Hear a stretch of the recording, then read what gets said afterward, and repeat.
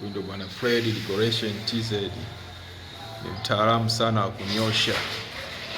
Kama unavyoona mpenzi mtazamaji, nyumba tumeskim, tumefanya skimu iliyotulia, na sasa hivi hapa tumepiga msasa, bado rangi. Kama unavyoona kopo zimenyoka, kona zimenyoka, sababu tuko makini sana kwenye kazi zetu kuhakikisha tunapata kazi nyingine. Huyu ndo bwana Fred Decoration TZ.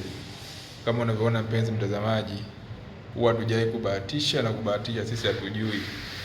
Tunachojua kufanya kazi nzuri. Uaminifu kwanza. Hii ndo kazi ambayo tumeifanya. Tazama kopo jinsi zilivyonyoka, sababu tuko makini. Huyu ndo bwana Fred Decoration TZ.